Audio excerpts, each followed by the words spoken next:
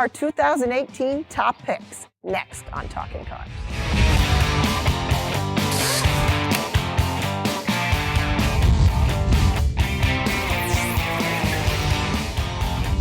Hello and welcome to the show. I'm Jennifer Stockberger. I'm Gabe Shenhar. And I'm Jake Fisher.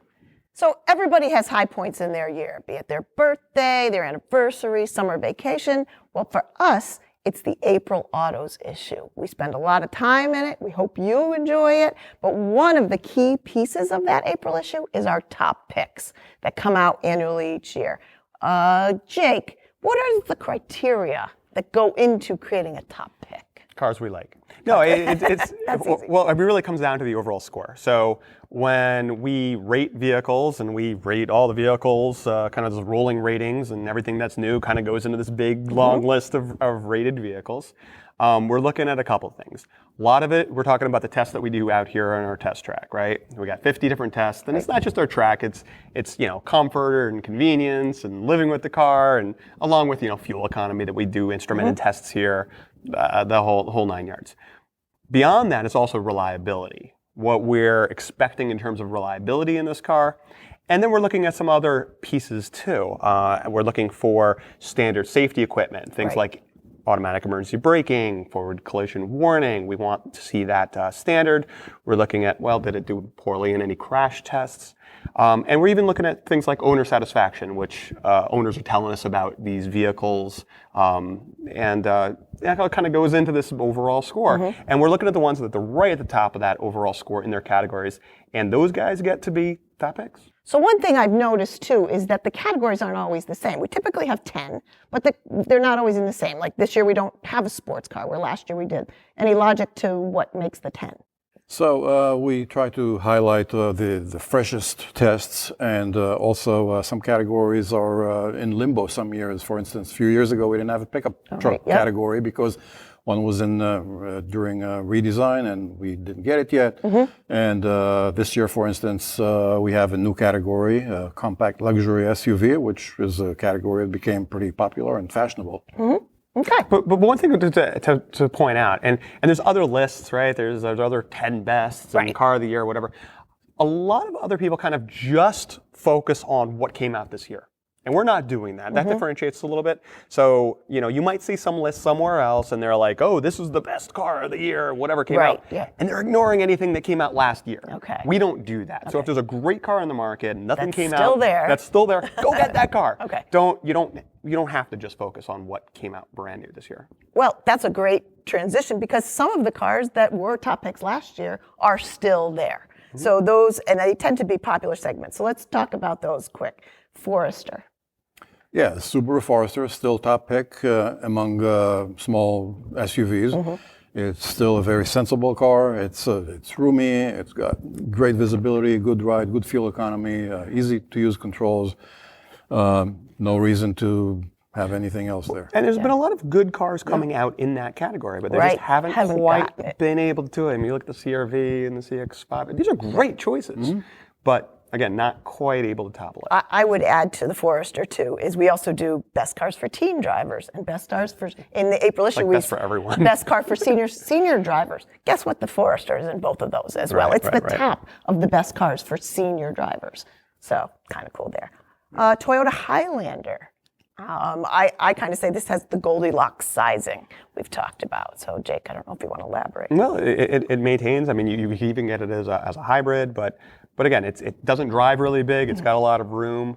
We'll see. I mean, I wonder if a lot of people are going to be moving from this to the Lexus RX-L, because the other thing is if you wanted a vehicle, say you wanted a Lexus, you want to move up from a Toyota to Lexus, there really wasn't a car like three-row from them, so we'll see what happens. But yeah, Highlander's still a great choice and super reliable, which is just, again, what Toyota does really well. You really can't go wrong for a family car with the Highlander. And finally, the Impala. So the Kia kind of came close. The Kia Cadenza did very well in that category. The new Avalon's coming, but we still have the Impala in there. Yeah, the Impala has been top in this large sedan category since 2013, I think, and it still stands out because it has a comfortable ride. In fact, it outrides some luxury cars that cost twice as much. And it has easy-to-use controls, easy-to-use infotainment system. It's quiet, it's quick, it's roomy. I almost think people forget it's there. It's so, and it's so good. Now, I would invite anyone who ever has tried out a test drive an Acura RL to immediately get into an Impala afterwards and just realize it's kind of better in almost every way. Yeah, good I point. would agree. RLX, rather. And I don't think it gets hyped enough. Yes. So those are some of the venerable ones that have been on the list. Now we'll talk about the new ones to the list. So Toyota Corolla. Yeah, so in terms of road test score only, the Subaru Impreza would be there, but because of the Impreza's first-year reliability, it couldn't be. So the top pick went to the Corolla, and it's not a new car, it's not the most exciting car, but it's really a well-rounded car. In the compact segment, it's relatively roomy, it's super fuel efficient, it's super reliable, it's a completely headache-free kind of car for someone who's looking for basic transportation. And without being really, without suffering. Right. And another rare thing is standard forward collision warning, standard automatic emergency braking. And we were just talking about it. I mean, for $21,000. Right, for a compact car. Right. And we're still buying, I mean, they're still announcing, brand new BMWs that are coming out in 2019 that still don't have all that stuff standard. Right. And again, if you're looking for a good car for new drivers or reasonable and you want the additional safety, it's a great car to get. Top green car, Chevrolet Bolt. This is an upset. I mean, I'm sure a lot of Prius owners are going to be unhappy, and my wife has a Prius, and I don't know if she's going to be unhappy. Right. But usually, in terms of green, it's been Prius for a long time. And honestly, I mean, Prius and Bolt, in terms of our overall score, they're right on top of each other. But if you really want to be green, this Bolt is finally, a longer range, more affordable, much more affordable than Tesla, which is, kind of out there. But I mean, you could go over 200 miles on a charge. It's not super expensive. It drives really nice. And it doesn't use any gasoline. Well, that's what I was going to say. It doesn't get any greener than not using any gasoline. Prius is great, 52 miles per gallon, but no gasoline. So Right. So you mentioned luxury compact SUV. That's the X3, new to the list this year as well. Yeah, so the new BMW X3, the third generation redesign, we just tested it, and it is top at the category. It's a really impressive vehicle. It's super quiet and handles well, and really nice and luxurious inside. Relatively easy controls, good fuel economy, a very well-rounded car. So is there going to be one in the Shanghai garage going forward? I think we're going to stick to the old one. You got an old X3, right? Yes. Okay. 2011. I have a neighbor who has one as a winter car. It's very successful. Wow. So he has an awesome... Slumming it. Yeah, he's slumming it with his winter car. We've talked a lot about this one, Ford F-150. So we did include, to your point, a pickup truck there this year because it had some very unique changes that put it to the top. Well, the Ford F-150. I mean, the reliability is decent. Really impressive fuel economy. 19 miles per gallon on a big truck, and it's got plenty of power. So the weight reduction, or however. Well, it's a couple of things, right? It's got a V6 with a turbo instead of a big V8. Right. It's aluminum body, so it's much lighter. How much any of that really contributes? Right. You don't know what all the pieces did, but I mean, got about 19, 10 years ago, an F-150 was a 14 miles per gallon truck, and now we're got 19 miles per gallon. That's got more power and is faster. So. And that's the recent freshening gave it 10-speed automatic transmission, which really improved it further. And there's no question, it's a really nice pickup truck. It's super quiet. It has the Sync 3 control system that replaced my Ford Touch. Much better. Much better. Yep. That's right. Great. Toyota Camry. Yeah, Toyota Camry, also a fresh redesign. And looks different for sure. Even inside? Sure. Even though two major players in that category we just tested were redesigned, the Honda Accord and the Toyota Camry. And Toyota Camry edges the Accord slightly And it has a comfortable ride. It's very fuel efficient. The regular 4-cylinder gets 32 miles per gallon. Yeah. The hybrid gets 47 miles per gallon. Still unbelievable. That's 47, unheard of for such a this large, roomy car. Right. sedan hybrid.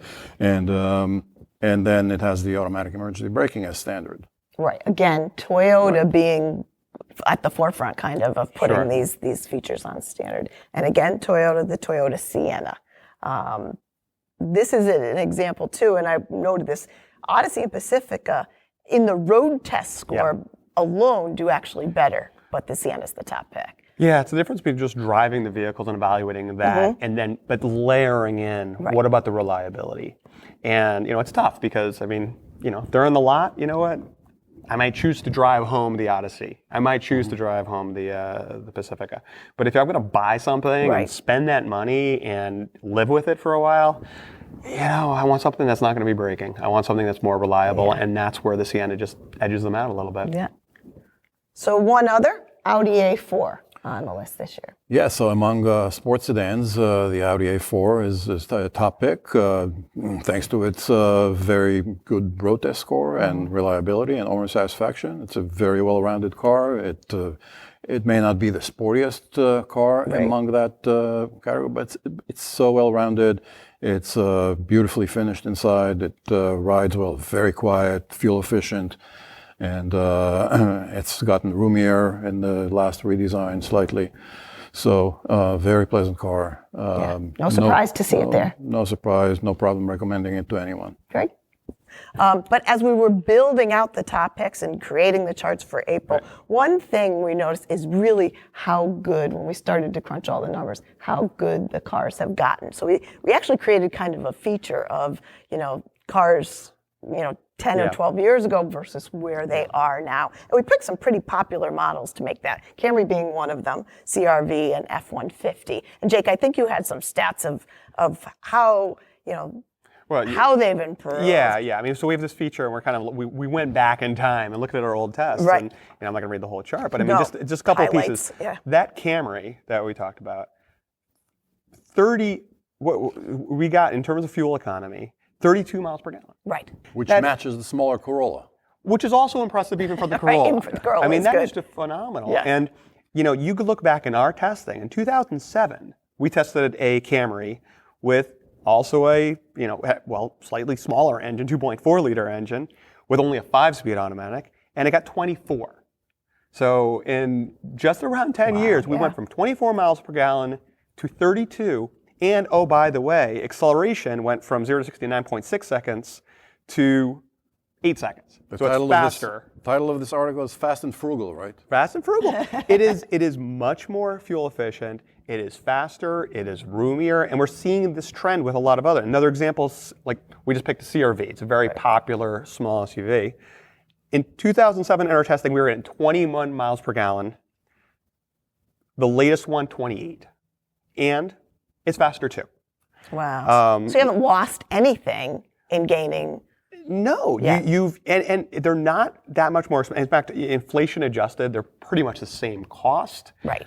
They're roomier. They ride. There's much more features. There's more safety. The crash. That's what I was going to say. You haven't even layered in the safety. Oh my God, they do far better in today's crash tests. Yep. And so it's, if you're in the market for a car, some of these new cars are really impressive. Right.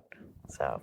And I think we talked about people are looking for safety and fuel economy, and these cars are delivering. And they're delivering on both in counts. spades. In spades. Mm-hmm. And the F-150, that was included too. Yeah. So you only have to go back to 2009, and you were getting 14 miles per gallon out of an F-150. Right.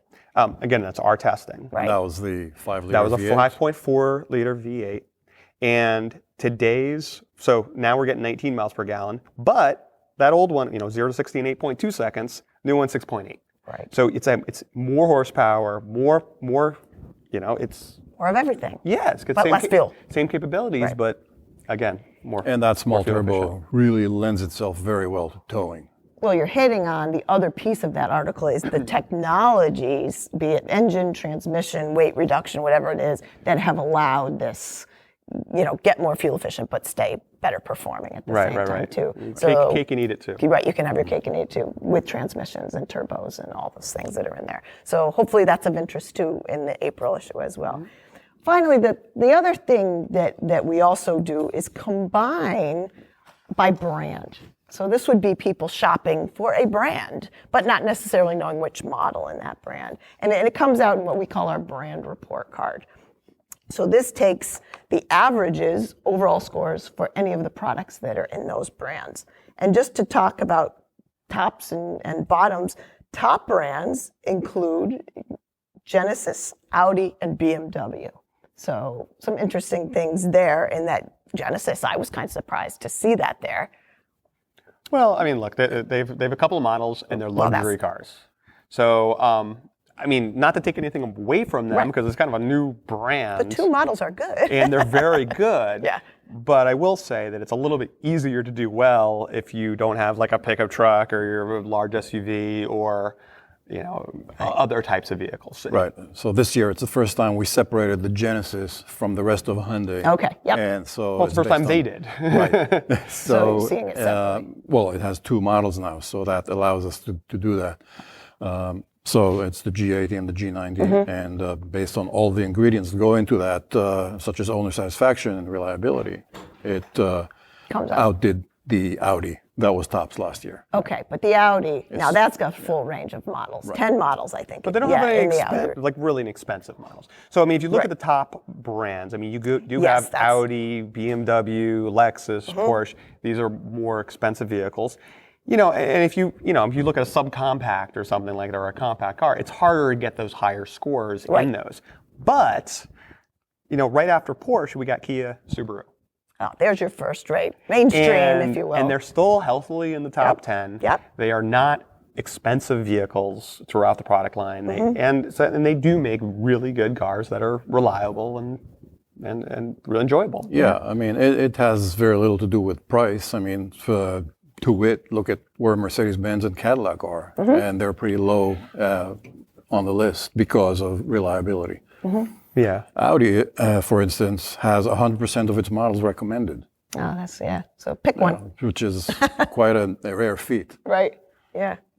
And finally, I mean, people are always interested in the bottom players as well, and that was Fiat, Jeep, and Land Rover. So just reliability issues, are they still struggling? It's a combination of, among all the models within a brand, the average of the road test score and the reliability and the owner satisfaction. Yeah, I thought it was interesting. One of the biggest improvers was actually Chrysler. Yeah. Yet Fiat and Jeep were lower. So I found the Chrysler brand now consists of the 300 and the Pacifica, and a lot due to the Pacifica. The Chrysler brand went up in the ranking. Great. So there's so much more information in our April issue. We so enjoy putting it together. We hope you enjoy it. We'd really love to hear, what are your top picks of the year? Submit a comment, or better yet, give us a video. Submit it at consumerreports.org/talkingcars. If you want any more information on the vehicles we talked about today, check out the show notes below. And as always, thanks for watching.